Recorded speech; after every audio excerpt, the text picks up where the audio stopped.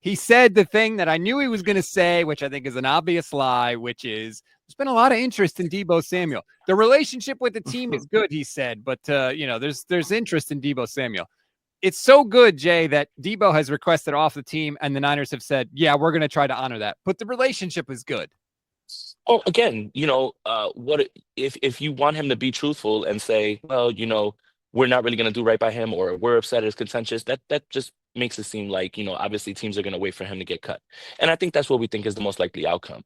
But I think he's doing the right thing by kind of posturing a little bit and saying, yeah, there's a lot of interest, and almost putting pressure on teams like, if you want to get your guy, man, you better come get him because someone else is looking. You don't want to say, hey, it's been nothing but tumbleweeds through here about Deebo Samuel. So, like I think he's doing it the right way. I think it's shrewd, and he's negotiating a little bit, through the media.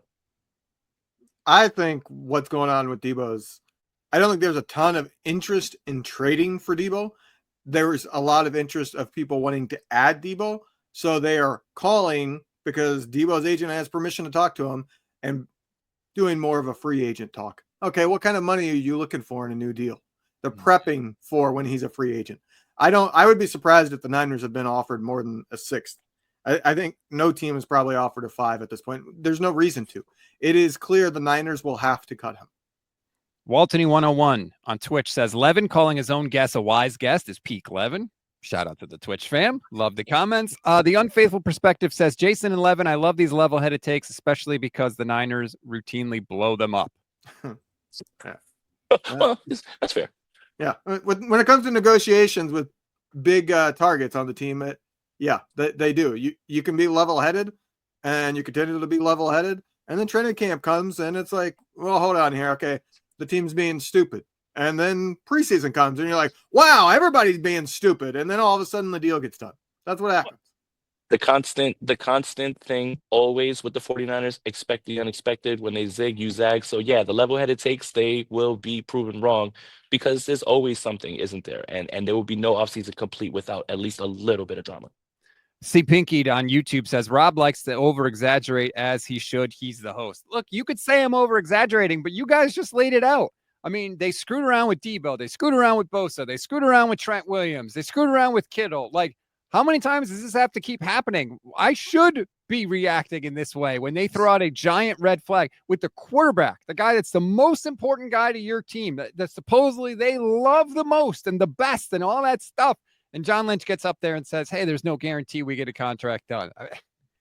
That stunned me. He never said that any other time he's talked about the negotiations. Put yourself in the Niners' shoes, right? They don't have to budge at this point. One, they don't have to get this contract done all that early because it's not like getting the contract done saves them any money, right? It's not we need to get this contract done so that we have money saved to go spend on free agents. No, it's going to cost them money from their free agent pool, from their salary cap. So they just have to keep that in mind when they're looking at free agents. We need to set this aside because we know we're going to pay Purdy, but they can easily say, we're not going to allow a first-year cap hit of more than X. And if they say that, then the Niners can essentially count that money as spent and go into the negotiations with Purdy saying, this is where we're at. And once free agent hits, the money's going to be spent.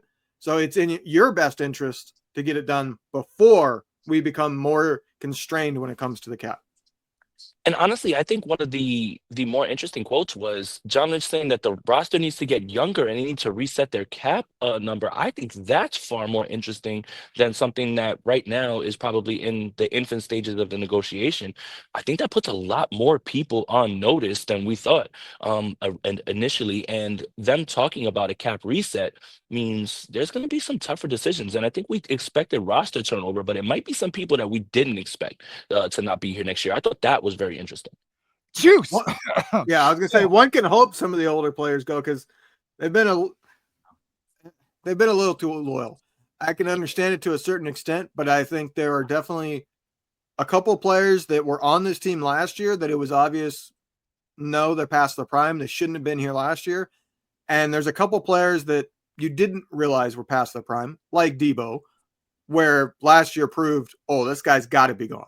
I think there's a handful of long-term vets that should be gone from this team. I think you do need to reset that locker room to a certain extent. It's not just about, well, they're not really worth the money anymore. I think you also need a tone change. As I've said to Rob multiple times, they need to break up that Cabo click because it's not doing any favors. It's a big disrespect to Trent Taylor, but it's brave of you, Leather. Hey, Yeah, George, that's not one of the bets I was thinking of.